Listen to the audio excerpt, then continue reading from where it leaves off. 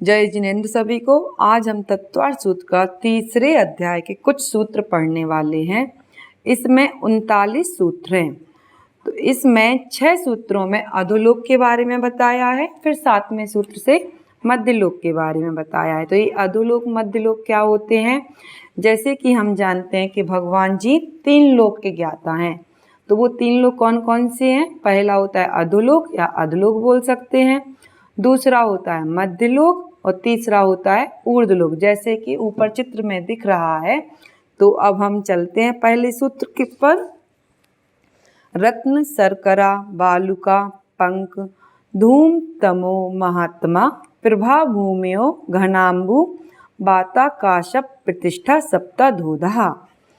इसमें देखो लास्ट में प्रभा लगा है ना, तो प्रभा हमें ये सारी जो स्टार्टिंग में दी हुई है महात्म तक, ये सारी पृथ्वियों के नाम है। तो इन सारी पृथ्वियों में हम प्रभा लगा देंगे। जैसे कि पहली हो गई रत्न प्रभा, शर्करा प्रभा, बालुका प्रभा, पंक प्रभा, धूम प्रभा, तम प्रभा, महातम प्रभा। इनको हम दूसरे नामों से भी जानते हैं, जैसे कि धम्मा, वंशा, मेघा, अंजना, अरिष्ठा, मगवी और माधवी। तो ये 3 वलय और आकाश से क्रमशः नीचे नीचे की ओर स्थित हैं, जैसे कि हमें सूत्र में दिख रहा है। पहले रत्न प्रभा, फिर शर्करा, फिर बालुका, फिर पंक, फिर धूम, फिर तम, फिर महातम। तो ये 3 वलय कौन से हैं? पहला वलय हो गया घनोदधि वलय, दूसरा घनवाद और तीसरा तनुवाद। तो घनोदधि वलय क्या होता है, इसको हम ब्रेक कर सकते हैं। घन प्लस उदधि, उदधि मतलब होता है जल, मीन्स घना हुआ जल। दूसरा घनवात मीन्स घनी वायु। तीसरी तनुवाद मतलब बिरली वायु या स्कैटर्ड वायु। इन सबको बोलते हैं हम वलय। जैसे कि हमें चित्र में दिख रहा है घनोदधि वलय, देखो इसमें दिख रहा है ना, डार्क ब्लू कलर की है। दूसरा है घनवात, वो ग्रीन कलर की है। तीसरा है तनुवाद, वो जो व्हाइट कलर में है। चौथा है आकाश, मतलब वो येलो कलर में। और 2 पृथ्वियों के बीच में फिर गैप है। वो कैसा गैप है? जैसे पहले पृथ्वी है ना, उसकी मोटाई है 1,80,000 योजन मोटी, और बाकी का स्थान खाली रहेगा 2 पृथ्वियों में, जैसे आपको ब्लू कलर में दिख रहा है ना वो। फिर दूसरी पृथ्वी होगी 32,000 योजन मोटी, तीसरी है 28,000 योजन मोटी, चौथी है 24,000 योजन मोटी, पाँचवीं है 20,000 योजन मोटी, छठवीं है 16,000 योजन मोटी और 7वीं है 8,000 योजन मोटी। अब इनकी यहाँ पे ऊंचाई कैसी रहती है इन पृथ्वियों की, तो वो हम बता देते हैं। पहली पृथ्वी में ऊंचाई रहती है, इन सब पृथ्वियों में ना नारकी रहते हैं। वो कैसे रहते हैं वो हम आगे के दूसरे सूत्र में बताते हैं, ठीक है। और वहीं पर हम ऊंचाई भी आप लोगों को बता देते हैं कि क्या ऊंचाई है उनकी। ताशु 63 पंचविंशति पंचदश 10 त्रिपंचोनैक नरक शत सहस्राणी पंचचैव यथाक्रमम। तासु मतलब इनमें, किसमें? जो ऊपर हमने पृथ्वियों के बारे में पढ़ा है इसमें। 63 मतलब 30, पंचविंशति पंच मीन्स 5, विंशति मीन्स 20, तो हो गई 25। पंचदश मतलब 5 और 10 तो 15, 10 मतलब 10, त्रि मतलब 3, पंचोनैक मतलब 5 में 1 कम। क्या है इनमें? नरक। कितना है नरक? 7 मतलब 100, सहस्राणी मतलब 1000, तो 100 और 1000 हो जाएंगे लाख। पंच मतलब 5। तो इन जो 7 पृथ्वियों में नरक बताए हुए हैं, या नरक को हम बिल भी कहते हैं, जहाँ पर नारकी रहते हैं। तो ऐसे हैं इन पृथ्वियों में 30 लाख, 25 लाख, 15 लाख, 10 लाख, 3 लाख, 5 कम 1 लाख और 5 बिल हैं। तो टोटल कितने हो गए? 84 लाख नरक हैं। अब इनमें ऊंचाई कैसी रहती है उनकी? तो पहले नरक में ऊंचाई रहेगी, पहली नरक या पृथ्वी में, पहली पृथ्वी में ऊंचाई रहेगी नरकियों की 7 धनुष 3 हाथ और 6 अंगुल। और दूसरे में अब क्या हुआ, इन सब में डबल डबल करते जाओ आगे आगे वाली पृथ्वियों में। दूसरे में आ जाएगी 15 धनुष 2 हाथ और 12 अंगुल। अब इसमें क्या होता है, 4 हाथ होता है 1 धनुष का और 24 अंगुल होता है 1 हाथ।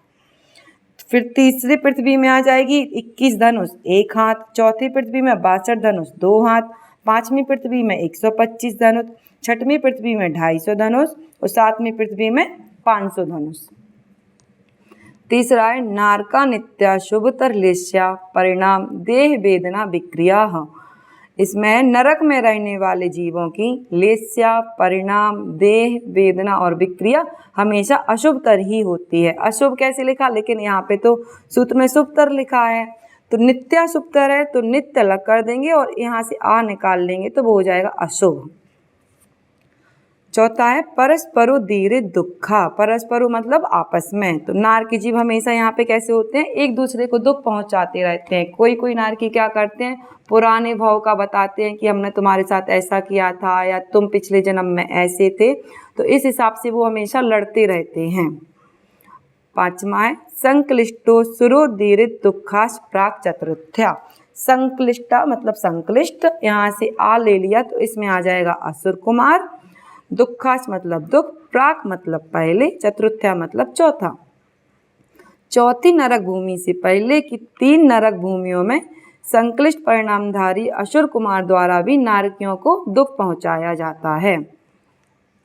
छठवां है तेज वेग त्रिशप्त 10 सप्तदश द्वाविंशति त्रियस्त्रिंशत सागरोपमा सत्वानाम परा स्थिति। अब यहाँ पे उनकी आयु बताई है नारकियों की, तो उन नरकों में नारकियों की आयु क्या हो जाएगी, 1 सागर, 3 सागर, 7 सागर, 10 सागर, 17, 22 और 33 सागर हैं। तो ये हम सब कैसे निकालेंगे, तेज वेग मतलब यहाँ से 1 ले लिया, त्रि मतलब 3, सप्त मतलब 7, 10 मतलब 10, सप्तदश मतलब 17, द्वाविंशति मतलब द्वा का हो गया 2, विंशति का 20 तो 22, त्रियस का 3, त्रिंशत का 30 तो हो जाएगी 33 सागर। स्थिति मतलब होती है आयु, तो उन नरक में नारकियों की आयु क्रमशः ये है। अब 7वां सूत्र पढ़ेंगे, यहाँ से मध्यलोक के बारे में बताया है। अभी ये हो गया अधलोक। अब मध्यलोक क्या होता है, मध्यलोक को जैसे कि आपको इसमें सूत्र में बताया गया है यहाँ से, और आप देख सकते हैं जो मैंने इसमें इमेज लगाई हुई है तो वहाँ पे मध्यलोक बताया। तो अधोलोक हो गया 7 राजू का, और मध्यलोक में अब क्वेश्चन बनता है कि मध्यलोक कितने राजू में है, क्या है, ऊर्ध्वलोक भी 7 राजू का और टोटल है 14 राजू। तो फिर मध्यलोक क्या हुआ, मध्यलोक चौड़ाई की अपेक्षा फैला हुआ, या इसको हम लोग त्रियक लोक भी बोलते हैं। 7वां सूत्र है जम्बूद्वीप लबड़ो दादया शुभ नामानो द्वीप समुद्रा। मध्यलोक में जम्बूद्वीप तथा लबड़ो आदि शुभ नाम वाले असंख्यात द्वीप और समुद्र हैं। तो मध्यलोक में असंख्यात द्वीप और समुद्रों से घिरा हुआ है। तो पहला द्वीप हो गया अपना जम्बूद्वीप, द्वीप और समुद्रों से घिरा है, तथा लबड़ोद आदि लिखा है ना, तो लबड़ मतलब ये लवण समुद्र है। अब वो कैसे घिरी हुई हैं, ये सब क्या है, ये हम सब आगे वाले सूत्रों में पढ़ते हैं। दूसरा है द्विर द्विर विष्कंभा पूर्व पूर्व परिक्षेपणों बलिया कृत्या। प्रत्येक द्वीप समुद्र, द्वि द्वि मतलब दूने दूने, विष्कंभा मतलब विस्तार, बलयाकृत्या मतलब चूड़ी के आकार जैसे। तो प्रत्येक द्वीप समुद्र दूने दूने विस्तार वाले, एक दूसरे को घेरे हुए तथा चूड़ी के आकार वाले गोल हैं। 9वां पढ़ते हैं तन्मध्ये मेरु नाभिर वृत्तयोजन सत सहस्त्र विष्कंभो जम्बू द्वीपः। जैसे कि आपको जम्बू द्वीप का ये चित्र दिख रहा है, इसके बीचों बीच जो सेंटर में है वो है यहाँ पे मेरु नाभिर नाम का एक सुमेरु पर्वत है। तो इसमें यही बताया है तन्मध्ये मतलब बीच में, मेरु नाभि मेरु पर्वत है, मेरु पर्वत की उसकी ऊंचाई और ये सब क्या है, वृत्तो योजन मतलब 1 योजन। कैसा है 1 योजन, तो सत सहस्त्र, सत मतलब 100, सहस्त्र मतलब 1000, तो हो जाएगा 1 लाख। तो इन द्वीप समुद्रों के मध्य में 1 लाख योजन वाला जम्बू द्वीप है, जिसके मध्य में नाभि के समान सुमेरु पर्वत है। अब है 10वां सूत्र भरत हेमवत हरि विदेह रम्यक हैरण्यवत बतैरावत वर्षा क्षेत्राणी। अब इसमें देखो हम देख सकते हैं ना, इसमें 7 क्षेत्र हैं जम्बू द्वीप में, उनके नाम यहाँ पर दिए हैं भरत हेमवत हरि विदेह रम्यक हैरण्यवत और ऐरावत, ये 7 क्षेत्र हैं। अब ये 7 क्षेत्र कैसे बट गए हैं वो अगले सूत्र में बताया गया है। तद विभाजना पूर्वापरायता हिम्मन महाहिम्मन निषद नील रुक्मी सिखणो वर्षधर पर्वताः। ऊपर कहे गए 7 क्षेत्रों में, जो अभी हमने 7 क्षेत्र बताए हैं आपको 10वें सूत्र में, उन्हीं के बारे में बताया है इस वाले सूत्र में। ऊपर कहे गए 7 क्षेत्रों का विभाग करने वाले पूर्व परायता मतलब पूर्व से पश्चिम की ओर फैले हुए हैं। कौन कौन से हैं पर्वत यहाँ पे? हिमवन, महाहिमवन, निषद, नील, रुक्मी, सिकरी, ये 6 पर्वत हैं। जैसा कि आपको चित्र में भी आप इसको देख सकते हैं। तो 6 पर्वत की ये जैसे जम्बू द्वीप है, आप बनाओ एक सर्कल बनाओ।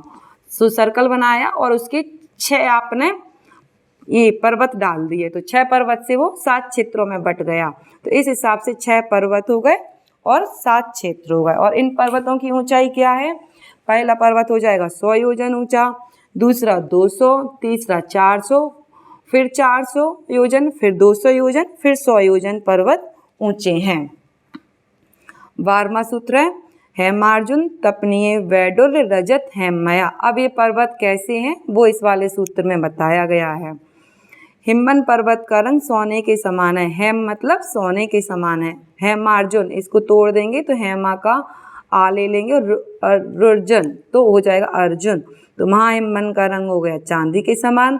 तपनीय मतलब तीसरे पर्वत का रंग कैसा है? तपे हुए सोने के समान लाल है।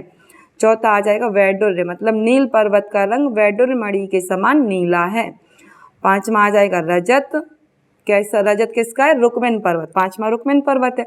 रुक्मिन पर्वत का रंग चांदी के समान सफेद है। 6वां हेममया मतलब शिखरिन पर्वत का रंग सोने के समान पीला है। अब है 13वां सूत्र मणि विचित्र पार्श्व उपरि मूले चेतुल्य विस्तारा। कई तरह की मणियों से शोभित तट वाले इन पर्वतों का ऊपर नीचे मध्य में एक समान विस्तार है। अब है 14वां सूत्र पद्म महापद्म तिगिंच केसरी महापुंडरीक पुंडरीका हृदास तेषाम उपरि। अब इन पर क्या है? जो सारे अभी हमने 6 पर्वत पढ़े ना, तो इन पर्वतों पर सब पर एक एक तालाब है। आप चित्र में देख सकते हैं, उस पर नाम लिखे हुए हैं। कौन कौन से तालाब हैं? पद्म, महापद्म, तिगिंच, केसरी, महापुंडरीक और पुंडरीक, ये 6 तालाब हैं, या इनको आप सरोवर भी बोल सकते हैं। अब ये तालाब कैसे हैं वो 15वें नंबर के सूत्र में बताया है। प्रथमो योजन सहस्रायामस तदर्थ विस्कंभो हृदय। प्रथमो योजन मतलब प्रथम सरोवर, सहस्रायामस मतलब 1000 हो गए। सहस्रा मतलब मैंने बताया था ना 1000 होता है। तो कैसा? हिमवन पर्वत के ऊपर स्थित प्रथम सरोवर 1000 योजन लंबा और 500 योजन चौड़ा है। तदर्थ मतलब बताए ना, इसका हो जाएगा अर्ध मतलब आधा, तो कितना हो जाएगा? 500 योजन चौड़ा है। वो 1000 हो गया यहाँ पे और उसका आधा कर देंगे तो ये 500 योजन चौड़ा है। 10 योजनाओं गाहा। 10 मतलब 10, योजन मतलब योजन। तो पहला जो हमारा तालाब है वो 10,000 योजन गहरा है। 17वां सूत्र तन्मध्य योजनम पुष्करम। तन्मध्य मतलब बीच में, योजन मतलब योजन, पुष्कर मतलब कमल। तो उनके मध्य में 1 योजन विस्तार का कमल है। तद द्विगुणा हृदय पुष्कराणी चे। अब इसमें क्या है? आगे के जो अपना 1 योजन विस्तार वाला कमल है ना, तो इसमें बताया द्विगुण मतलब आगे के सरोवर को अपन को दूने दूने करते जाना है। तो इसका अर्थ क्या बनता है? आगे के सरोवर अर्थात उनके कमल पहले सरोवर के और उसके कमल की लंबाई चौड़ाई और गहराई विस्तार की अपेक्षा दूने दूने हैं। जैसे यहाँ पर 10 योजन गहरा, 10 योजन गहरा है तो वो हो जाएगा 20 योजन। 1 पुष्कर है तो 2 कमल। इस हिसाब से उनको आगे आगे हमें दूने करना है। 19वें नंबर का सूत्र है तन्नी वासिन्यो देवा श्री हिरि धीर्ति कीर्ति बुद्धि लक्ष्म्या पल्योपम स्थित्या सामानिक परिषद कहा। तो यहाँ पे सब में क्या होता है? इन सारे कमल पर ना इतनी सारी देवियाँ हैं। कौन कौन सी देवियाँ हैं? यहाँ पर नाम लिखा है श्री, हिरि, धीर्ति, कीर्ति, बुद्धि और लक्ष्मी। कितनी है ये? 6 देवियाँ हैं। जो 6 देवियाँ कैसी हैं? सामानिक और परिषद का जाति के देवों के साथ निवास करती हैं। और इन देवियों की आयु 1 पल्ले, स्थिति मतलब होता है आयु, पल्योपम स्थित्या मतलब 1 पल्ले की आयु होती है। 20वां है गंगा सिंधु रोहित रोहितास्या हरित हरिकांता सीता शीतोदा नारी नरकांता स्वर्ण रूपकुला रक्ता रक्तोदा सरितस्तन मध्यगाह। तो यहाँ पे जो 7 क्षेत्र अभी बताए थे ना 10वें सूत्र में, तो यहाँ पे एक एक तालाब रखा है सारे पर्वत में, तो एक तालाब से 2-2 नदियाँ निकलेंगी। कैसी निकलेंगी? भरत आदि 7 क्षेत्रों में गंगा सिंधु रोहित रोहितास्या हरित हरिकांता सीता शीतोदा नारी नरकांता स्वर्णकूला रूपकुला रक्ता रक्तोदा, ये 14 नदियाँ हैं। जैसा अभी मैंने बताया था ना कि 2-2 नदियाँ निकलेंगी, वो कैसी निकलेंगी वो अपन को आगे वाले सूत्रों में बताया है। द्वयोर द्वयोर पूर्वा पूर्वगा, ऊपर कही गई नदियों को क्षेत्र के अनुसार 2-2 के युगल में लेना चाहिए और प्रत्येक युगल की प्रथम नदी हमेशा पूर्व दिशा में निकलेगी। जैसे 2-2 युग कैसा होगा? जैसे इसमें लिखा है गंगा सिंधु, तो पहली नदी हो गई गंगा, तो गंगा निकलेगी हमेशा पूरब की ओर और सिंधु जाएगी हमेशा पश्चिम की ओर। देखो इसमें 22वें वाले सूत्र में लिखा है शेषास्त परगा, बाकी बची हुई 7 नदियां पश्चिम की ओर जाएंगी। तो ऐसी 14 नदियां हैं, तो 7 नदियां पूरब की ओर, 7 नदियां पश्चिम की ओर। तो इसमें क्या देखो आपको दिख रहा है कि पहले वाले तालाब पर्वत से निकला, तो पर्वत पर जो तालाब है वहां से निकला, तो पहली नदी निकली गंगा, दूसरी निकली गंगा नदी निकली, दूसरी निकली सिंधु नदी। तो गंगा नदी गई है पूरब की ओर और सिंधु नदी निकली है पश्चिम की ओर। बट क्या हुआ, जैसे ही हम लोग आगे ऊपर बढ़ते हैं तो रोहितास्या ने क्या किया, क्रम बिगाड़ दिया, वो पहले निकल गई। लेकिन इसमें बताया ना कि पहली नदी हमेशा जाएगी पूरब की ओर, दूसरी जाएगी पश्चिम की ओर, बट निकली पहले रोहितास्या है, तो ये हमेशा जाएगी पश्चिम की ओर और पहली नदी हमेशा जाएगी पूरब की ओर। इस हिसाब से 14 नदियाँ 7 क्षेत्रों से निकलती हैं। 23वें नंबर का सूत्र है चतुर्दश नदी सहस्र परिवृता गंगा सिंधु आदयो नद्या, गंगा सिंधु आदि नदियों केवल 14,000 सहायक नदियों सहित हैं। तो जैसे गंगा सिंधु हो गई, इसमें 14,000 नदियों सहित हैं। फिर आगे के हम लोग जैसे जो यहाँ पे हो गई ना 14 नदियाँ 7 क्षेत्रों में, तो आगे के हम लोग डबल डबल करते जाएंगे। सहायक नदियाँ कैसी निकलेंगी? पहला इसमें बताया गंगा सिंधु का 14,000, दूसरी नदी का आ जाएगा 28,000, तीसरी नदी आ जाएगी उससे डबल करते जाएंगे 56,000, चौथी विदेह क्षेत्र तक जाएगी तो हो जाएगी 112,000 करके, और फिर विदेह क्षेत्र से अब आधी आधी होती जाती हैं, तो 56, फिर 28, फिर 14, ऐसे सारी नदियाँ निकलेंगी और उनका ये विस्तार है।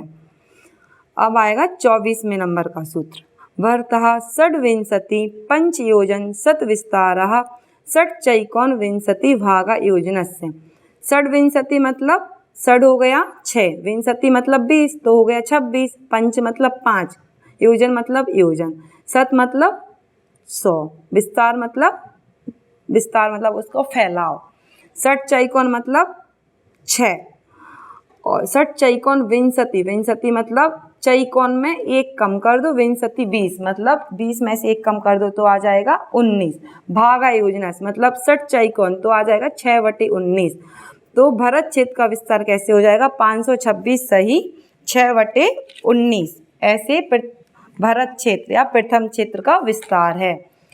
25वें नंबर का सूत्र है तद द्विगुण विस्तारा वर्षधर वर्षा विदेहांता। तो पहले इसमें आ गया विदेह क्षेत्र के पर्यंत के पर्वत और क्षेत्र भरत क्षेत्र से दूने विस्तार वाले हैं। जैसे पहले इसमें बताया कि पहले पर्वत का विस्तार हो जाएगा 526 सही 6/19, तो दूसरे पर्वत का आ जाएगा पर्वत और क्षेत्र ऐसे हो जाएगा, पहले पर्वत का दूने डबल होगा फिर क्षेत्र का, तो एक पर्वत हुआ 526 सही 6/19 भरत क्षेत्र का, फिर पर्वत आएगा तो उसका हो जाएगा, इससे डबल कर दो तो 1052 12 सही 19, तो दूसरे क्षेत्र का विस्तार कैसे जाएगा?